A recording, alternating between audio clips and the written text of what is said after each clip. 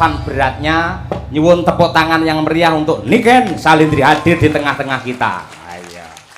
YouTube kuwi bareng enek Niken penontonnya nganti 7.000. Wah, tenan. Mongko lek renek Niken iki gur 250. Ayo. Luar biasa. Halo, assalamualaikum Cahayu. Waalaikumsalam, Bapak. Aduh, Bapak nganti kangen nganti lek turu ngimpi-impi ketemu sampean tenan. Mila. Tenan kuwi serius. Aku iki rumangsaku iki pas Itu kata-kata buat menyenangkan hatiku apa kata-kata modus? fakta, aku sumpah pocong wani lek iki tenan. Aku iki tau arep mayang ning ndi buke sih Ngawi apa ngendi kae. Lah gandeng nggen transite iki ora ana nggone, aku iki turu ning mobil. Aku iki turu rumah saku iki sampean teko wis gelungan kaya ngono kuwi nggugah aku. Pak, Bapak, tangiyo. Aku ya tangi, ning sing tangi dudu mripatku. Lah opane, Pak? Atiku gumregah mergo arep mayang bengi kuwi ngono lho. Atine kegugah gara-gara tak gugah kuwi mau ya, Pak ya. Ngono kuwi. Kuwi fakta, tahu tenan aku ngimpi kaya ngono kuwi. Salim dulu. Salim dulu. Jan bocah-bocah. Kok ndak cipika-cipiki? Ayo sini no, mosok bapake kon rono. Dalang kok arep cenanangan tekan kono yo enggak boleh sampean sing rene. Engko penggemare aja menghujat mong ya anake dhewe. Ngeri ya, Pak, iki totone. Ayo timbangane diambung codot-codot tak ambungi dhewe. Nduk sehat-sehat ya Cahayu. Dan. Iki aku ora raup 7 dina. Silakan menyapa terutama mengucapkan terima kasih kepada Bapak Harsono, Bapak Ibu Harsono kalian Ibu Bu Eli. Ibu Eli, kenapa? Oh iki Bu Eli. Ibu Eli. Nggih. Amargi sampun nimbali kula kalian rombongan Ki Cahya Kuntadi Madangkara. Mugi-mugi sehat selalu panjang umurnya. Semoga lancar rezekinya. Semoga mengadakan tontonan seperti ini yang bisa menghibur masyarakat setahun sekali. Amin. Tambah melimpah ruah rezekinya. Itu Bu Eli sama Pak Harsono itu owner dari Hotel Mercure ini. Betul juga komisaris Sukses Jaya Group. Jenengan mau teng mriki mau to Pak, tanggapan niki mau lho Pak. Apa? Jenengan dicepaki kamar napa mboten? Cepaki. Dicepaki to Pak. Heeh, ning aku bingung aku. Napa? Bar nguyuh bingung renek cibuke. Ya kudune sampean ki ning gone kamar mandine. Apa? Kamar mandine khusus dige ngresiki sing ning gone hotel-hotel ngono kae lho Pak. Kan malah enek jebore. Oh, nenggen Kamar mandi satpam. jangkrik aku iki dalang nang ndi diajeni mosok kaya padake ngono kuwi. Kok Iki uga matur nuwun karo putrane kuwi Mas Andi Halim, karo Jenderal Manajer Pak Nanang Sumarjono ugi Ibu garwane Pak Maidi, Wali Kota ing Madiun, Bu Maidi Kepareng Rawuh niku piyayine niku. Nggih. Omong ono golek petuk karo Pak Maidi kok nanggap wayang dhewe ngono ya. Oh nggih. Oh, nggih bulan depan tirose, Pak. Bulan depan. Nggih, alhamdulillahirabbil alamin. Pripun, Bu? Oh, habis lebaran, Pak. Amin. Nggih, matur sembah nuwun Ibu. Alhamdulillah padahal wonge ya ora omong apa-apa. Lambene wong golek dhuwit ngono kuwi ya Ken ya. Nggih, ngono ben ketara wo berarti apa Bu Marjana Bu Maidi. Bu Maidi ki arep lebaran ki nanggap Cahya Kuntadi karo Niken Salindri. Ngono ben disekseni wong akeh, Pak. Terus? Sida ra sida ben urusane, Pak.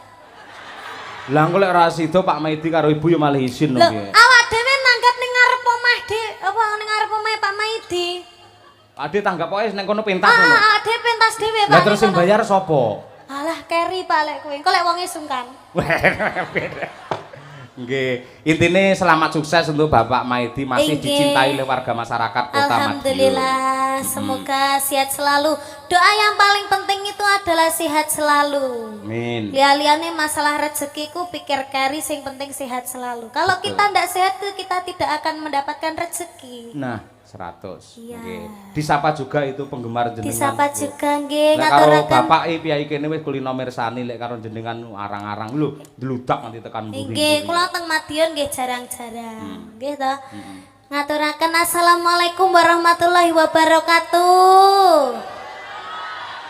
Sugeng dalu masyarakat yang ada di Kota Madiun bersinar. Mendunia. Semoga mendunia, semoga panjenengan sedaya dipun paringi rezeki ingkang kathah barokah. Saged munggah haji. Saged to. Piyai Kota Madiun kene wis munggah kaji kabeh. Oh, kok iso? Mergo ning kene enek replikane Ka'bah ning kene enek. Bendina manasik wong kene iki. Wong Madiun kan jane sugih-sugih kok, Pak. Iya. Wong wis ke Singapura barang kok Masa? Alun-alune nek Singapura barang, Pak. Oh to. Heeh. Sing anyel aku mau lho. Lah nek Apa? palang sepur to uwi iki nutup. Iki mobilku nang kene. Lah kok sepure liwat mburine mobilku to, Pak. Kono kuwi lho mau anyel nih aku iki iso liwat mburiku iki piye. Da Madiun ini kota yang maju lho, Pak. Heeh to. Sepuri ora dideleh ning gone rel, ning dalan. Ayo, kuwi hiasan ya, Nduk, ora. Nggih. Heeh. Ya saiki nembang Cahayu. Nggih, Pak. Ya iki wis kangen karo suaramu. Sing halus riyen nggih. Halus wae ning engko bar langgam kena dindangdukne ngono lho, tak ketang sithik. Oh, ngoten. Nyuwune napa, Pak? Men ora ditinggal katresnanmu karo Piyai Madiun lan Bu Wali. Nggih. Ngaturke ninggal katresnan ngono piye? Setuju ora? Oh, nggih, nggih. Nggih. Mengke di versi C ngoten to, Pak? J iki apa? Jaranan. Oh iya. Cocok versi J. Tapi niki dibawani napa mboten, Pak? Oh Bawani iya lho jelas. komplit bawa wong no. sampean eman-eman ora bawa. Nggih. Ayo. Niki Dasare. bawane tentang Dimas Niken Salindri. Oh iya to. Niki cakepane niki sing damel niki lek mboten klentu Sapa, Dok? Pak Sukron. Pak Sukron. Nggih, terus sing nyanyi Ibun, Heeh. terus jenengan sing nyawang. Oh iya. Aku nyawange marem, Nduk, aku wisan ya. Wis tuwek disawange marem ya. Coba dibawani dhisik apa pangkur apa? Nggih. Anggur Niken Salindri. Wah, delok awakmu nang nggen layar ke lho kan. Masalah.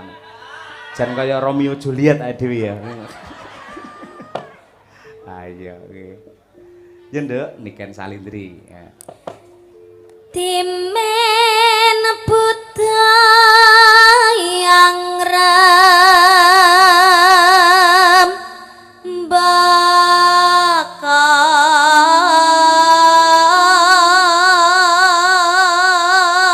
bakal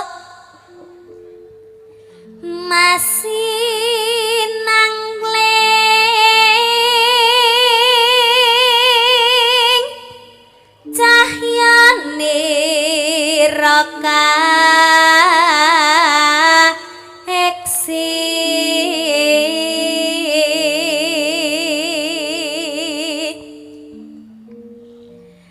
nimas mesti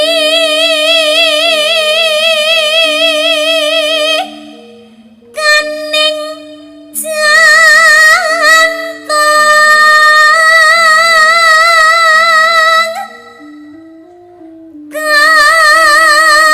kanyakang saking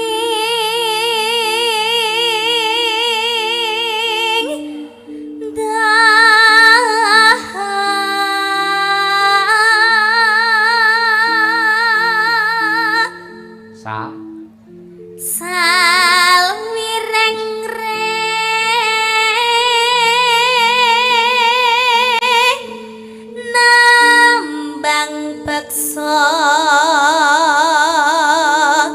waska cakep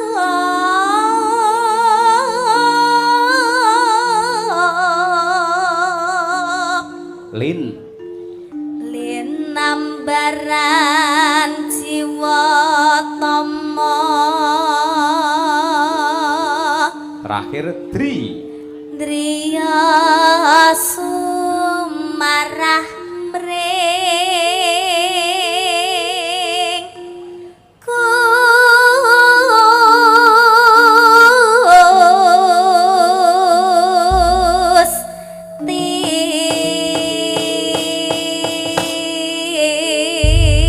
Mohon tepuk tangan yang meriah untuk Niken Salindri suara emas dari kota Kediri. Jos nduk pindah rono men seneng. Jenengan ngusir kula to, Pak? Ngusir kula to? Loh, ora kok ngusir sampean ning kene selawase. Sampeyan wis semua to, Pak, tak cedeki. Cukup tahu, Pak. Aja kaya ngono kuwi wong gampang mutungan. Tegese kan konsumsi untuk penonton. Kuwi nyandi adoh men iki. Niki tanggane mriki. Ah, ning kono iki men penggemar sampean iso seneng. Kuwi lho, ting ceruwentel kamera iso ceruwentel kaya ngono. Halo ibu-ibu yang di sebelah sini, mana suaranya? Aduh. Bapak-bapak di sini mana suaranya? Penggemarku ya enak. Ibu-ibu yang di depan mana suaranya? Yoko mana suaranya? Sing gak bengok pecat, sing gak bengok pecat. Yoko mana suaranya? Sinden mana suaranya? Pak Cahya mana suaranya? Cita-citane jenengan dadi niku, Pak? Hah? Apa? Dadi guguk. Sapa? Jenengan. Yo ora ngono kuwi. Tidak boleh lho, Pak. Lah enak apa ora ta iwak guguk iki? Ya ndak ngerti lho, Pak. Masa ora ngerti? Lah menurut jenengan enak apa mboten? Ora enak. Muni yo berarti tayu mangan ngono kuwi. Berarti tahu mangan. Lambene ora. Yo Niken Salindri langgam sak rambahan terus dijarangke. Wah iki top iki. Monggo. Dados, Duk. Yuk. Nangis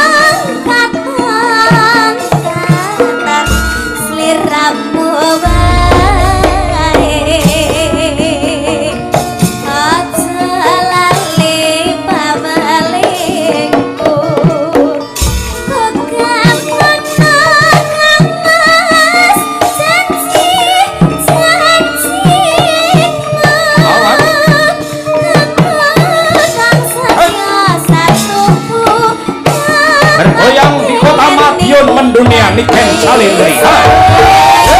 Aduh. Oleh keringet kayu.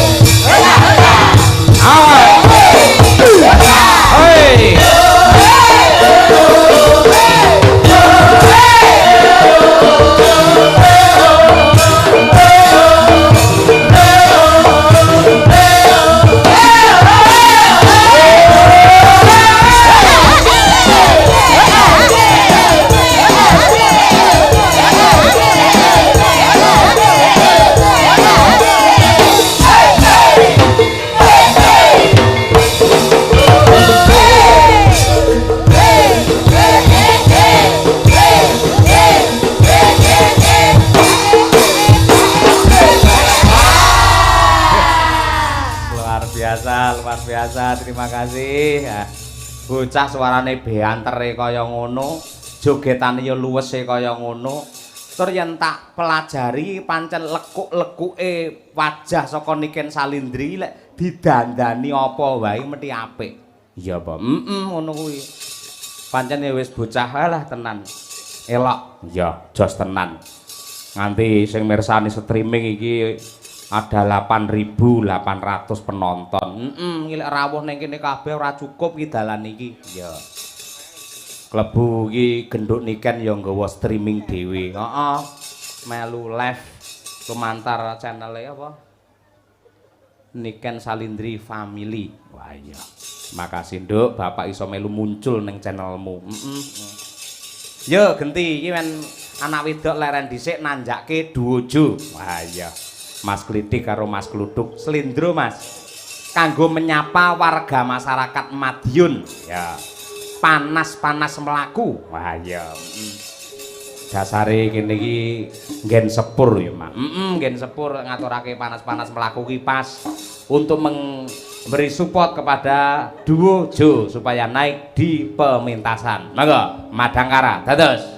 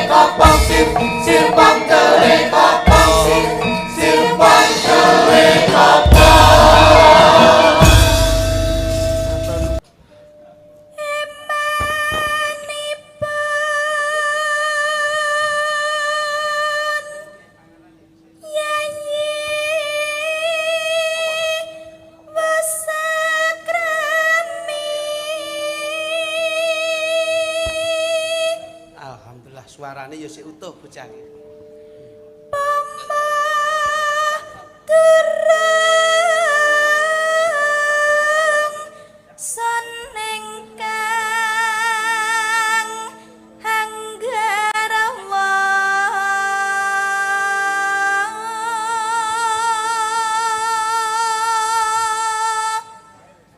alon wae, Nduk. Sing penting kuwi nikmat. Nggih. Wong ayung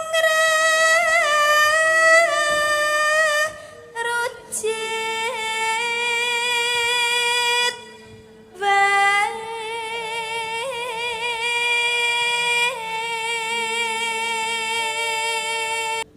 prandene maksa sakar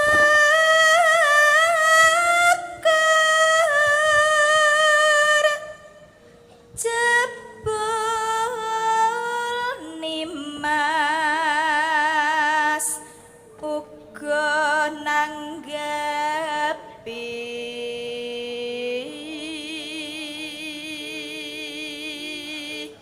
no ayo to sambung rasa nanging wanci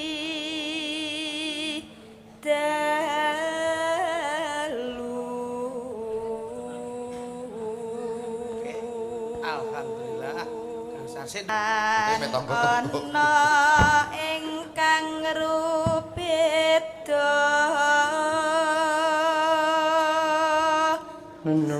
nyuntak tresna nadyan mung srana piranti.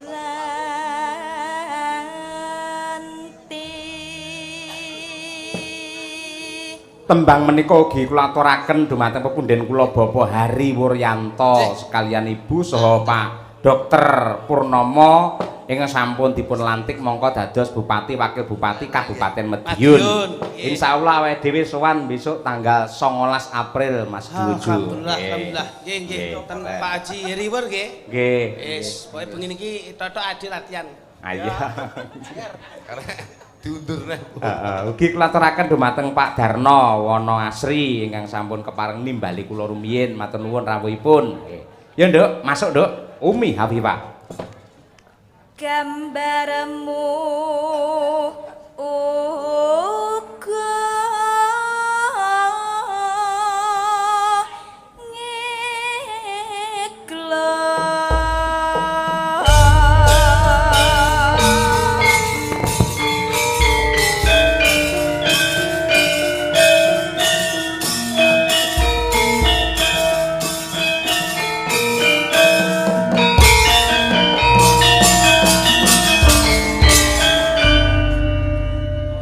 Yuk.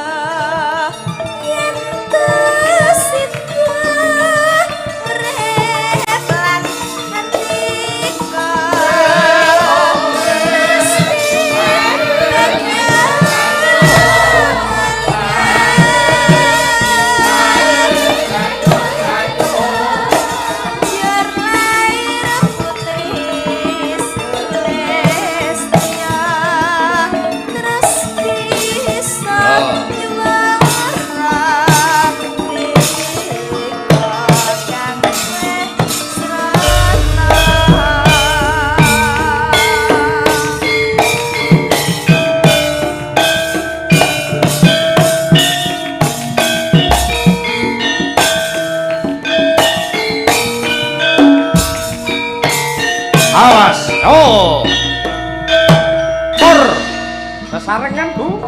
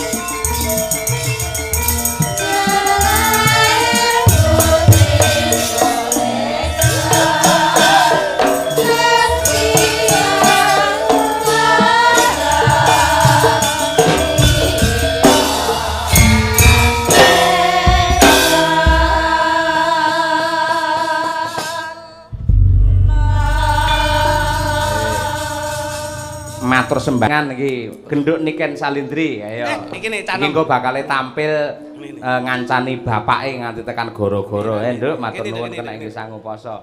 Cintaku sakonyong-konyong karo kowe ayu sing bakul lempeng. Rase tur kanthi lalet yen ora patuk sadina ning sirah liyer. Cintaku sekonyong-konyong kode paribasan durung ndemok wani panjer. Modal bensin seliter motorku tak sebater tak ampiri ayo tak muter-muter.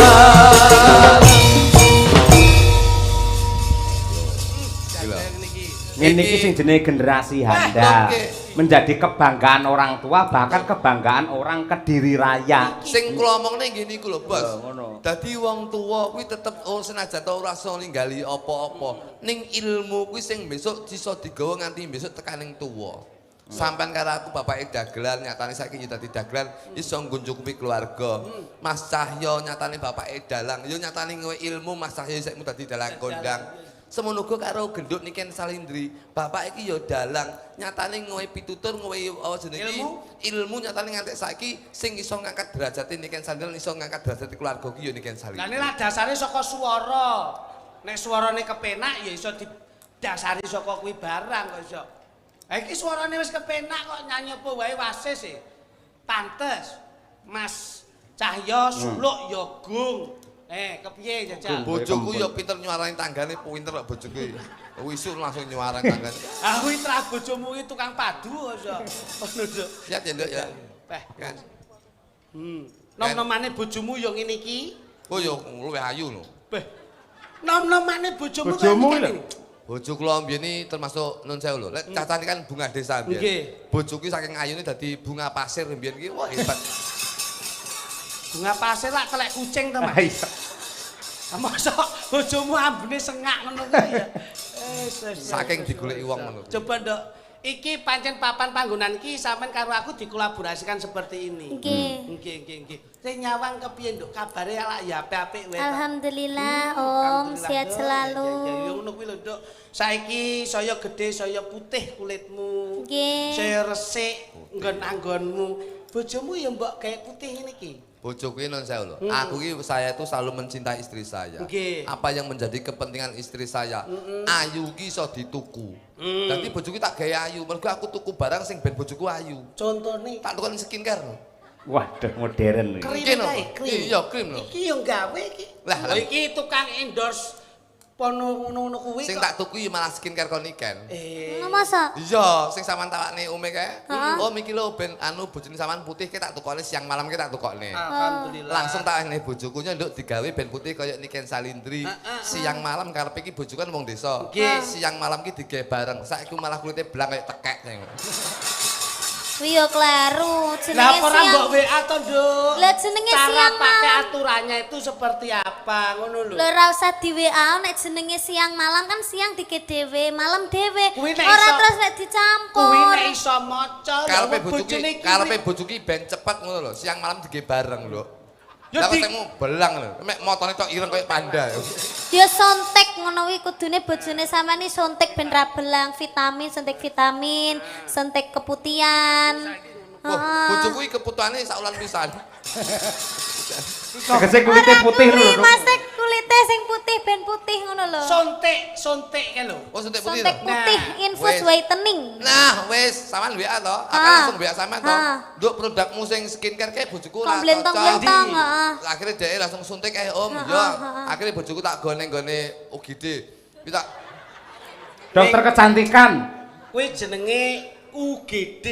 lah ya dokter kecantikan lho Mas ya. Lah dokter kecantikan ini pas ketemu bapak nang UGD tak parani rono ngono lho. Oh iya. Suntik kecantikan, suntik putih alhamdulillah.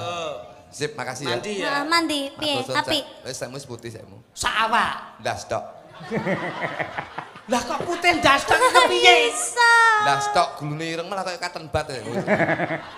Wis, jas. Ya kudune nek wis mau gak tedas to, operasi plastik wae ning Korea kono. Tapi saiki iki kemajuan ning Indonesia ya enek wesan. Ana ya? Operasi plastik. Neng ndi, Nduk? Karena Ning aku Indonesia ning Jakarta. Enak ya? Enek. Tahu dia. Loh, malah kuwi cepet mengelupas kulit menjadi putih. Udah ini operasi plastik lah kok metu dadi ember bojoku. Kuwi ora kok kono. Wah, jan wis ireng ra apa-apa, sing penting mbok we lensa netral ngene iki. Delon ketok ayu blalak-blalake mergo gawe lensa. Bojoku iki tuku softland lho. Lah kok rupane putih. Terus. Dadi matane iki putih tok kaya kuntilanak. Dadi sedase Kuwi putih matane. tukune ning ndi nek iki jelas aplikasi yang luar biasa sing Ini di optik karena di aplikasi, Oh. aplikasi oren. Optik ya. Bojoku iki tuku ning nggone jual beli online ya. Apa? Ning ngene ladalah. Lazada. Lazada. Pas ada kira teko barangnya apik kuwi ra cocok ladalah berarti. ayakno. Wong bojone ya ora bener kok iso. Oh. Tembange sing spesial napa Nggih. Nduk? Coba. Aja rame-rame. Pripun? Oh, tukang tambal ban diaturake. Yuk. Ya dos. Ya.